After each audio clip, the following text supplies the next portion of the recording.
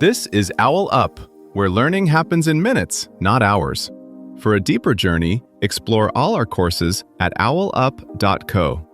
Now, let's dive in.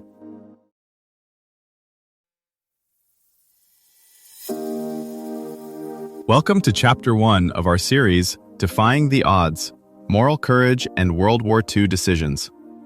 In this episode, titled The Decision to Act, Stories of Unsung World War II Heroes, we'll explore the remarkable stories of individuals who stood up against tyranny, showcasing the moral courage that defined a generation. Get ready to uncover the inspiring tales of those who made pivotal choices in the face of incredible adversity. Let's dive in! A man walks into Auschwitz, not as a prisoner, but as a volunteer. A diplomat quietly ignores his government to save strangers. A young woman becomes so effective at sabotage, the Gestapo calls her the White Mouse. This episode asks, when does one choice outweigh an entire system? Some decisions announce themselves with sirens. Others arrive like a quiet knock no one else hears. Pilecki, Sugihara, and Wake each answered that knock in a different way. One stepped into a death camp, one reached for his pen against orders, one slipped into the shadows of occupied France. Yet what unites them isn't bravery in the abstract, but a very specific pattern in how they chose.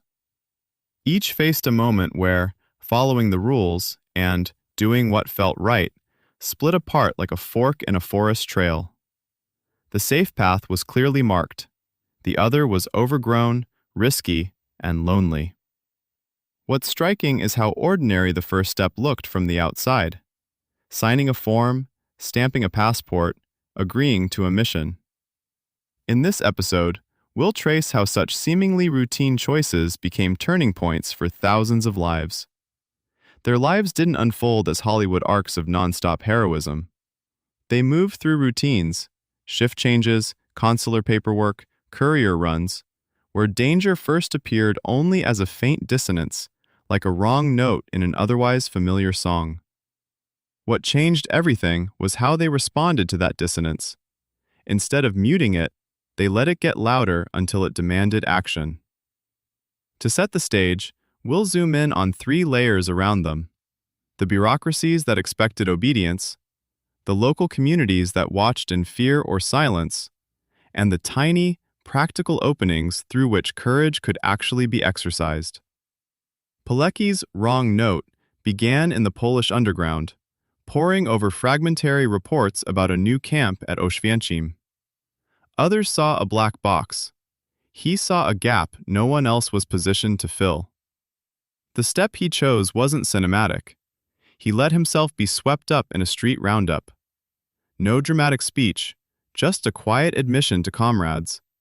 Someone has to go in, learn, organize, and report out. The pattern here is practical. He didn't chase danger for its own sake.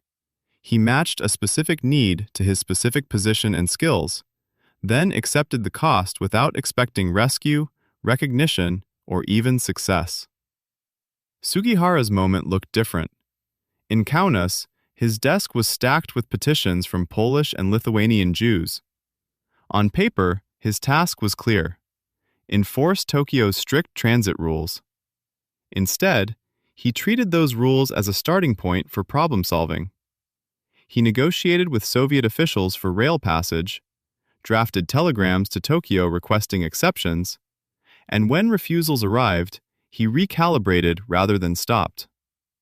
He shortened application checks, interpreted guidelines as generously as possible, and wrote visas from dawn until his hands cramped. Even as he boarded the train after the consulate closed, he was still signing and throwing documents through the window. The decision wasn't one dramatic outburst. It was hundreds of micro-decisions to keep bending the line in the same direction. Nancy Wake's path ran through pubs, safe houses, and forest clearings in central France. Her earliest acts were small: relaying messages, smuggling people across borders, hiding downed airmen. Each time she evaded a checkpoint, she gathered more trust and more responsibility. By the time she parachuted back into France in 1944 to help coordinate Maquis units, the risks were astronomical. But the habits were familiar. Verify intel, protect civilians, strike supply lines, move before the enemy can respond. Her notoriety with the Gestapo was the cumulative result of hundreds of local calculations that prioritized effect over safety. Seen together, their choices resemble a storm front building from scattered gusts. No single breeze explains it, yet at some point, the sky has unmistakably changed. None of them controlled the larger war. They did control whether the knock stayed abstract or turned into a concrete plan, tailored to one place, one role, one window of time. And then they kept answering it, long after the first step. Pilecki, Sugihara, and Wake didn't start by announcing, "I will change history." They started closer to how people agree to mildly unreasonable favors. A friend asks, "Can you help just this once?" The once stretches, conditions worsen, and by the time backing out feels tempting, you've already become the person others rely on. Their trajectories suggest a quiet test. Once you've seen a specific gap, how far will you allow your obligations to expand around it? Notice what they did before the famous acts. Pilecki built trust in underground circles. Sugihara had a reputation for meticulous work that made his creative interpretations harder to dismiss. Wake cultivated contacts and fluency in local habits long before commanding fighters. The later risks rested on earlier, unglamorous competence. Their stories also complicate how we think about cost. Each paid in a different currency. Pilecki with his life, Sugihara with his career, Wake with years of anonymity and strain. Yet none of those losses erase the fact that, for thousands of others, their names mark the boundary between disappearance and continuation. Curricula that spotlight such quiet pivots can train people to scan for small hinges where their position is unusually powerful. A data analyst who spots a pattern in refugee flows. A junior diplomat who notices a loophole in sanction rules. A coder who realizes a platform feature can shield activists instead of exposing them.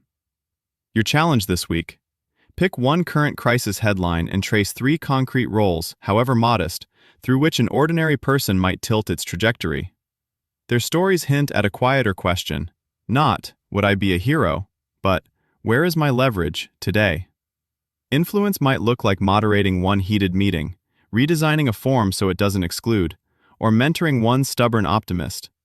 Like adding a single brick to a seawall, the act feels small, until the next storm tests where we chose to stand.